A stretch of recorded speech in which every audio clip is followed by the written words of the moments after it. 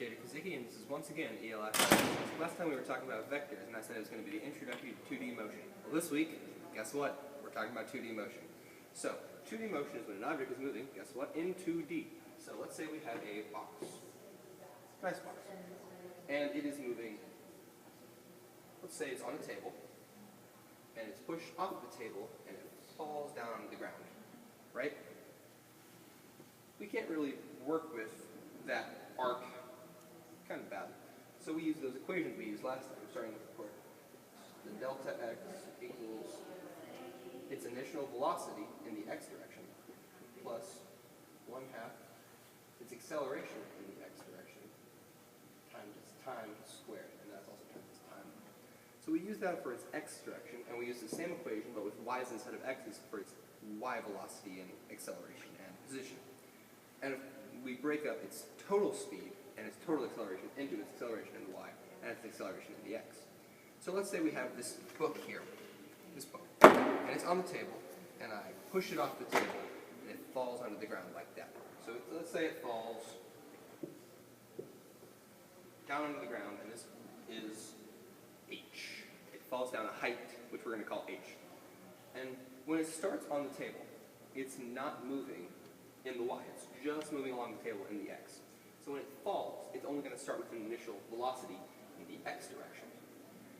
And because it's in the air, it's only going to be being pulled down by gravity. Nothing's going to be affecting in the x direction, only in the y. So it's only going to have an acceleration in the y direction, gravity. So this a for the y equation is always going to be gravity unless something else is pushing on it or pulling on it while it's in the air, moving. So let's say that it's falling.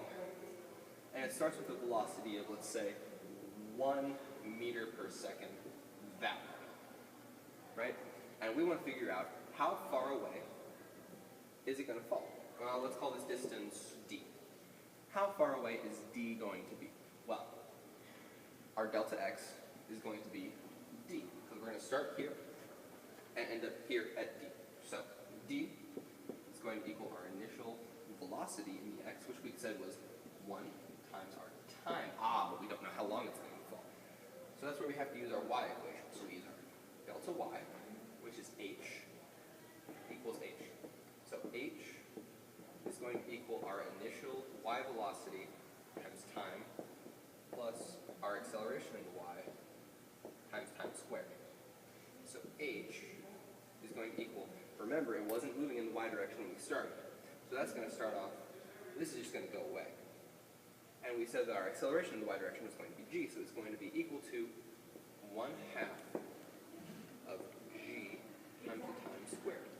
So t is going to equal to, we multiply over by 2, 2h, we divide by g over g, and it's going to be the square root, so that was t squared.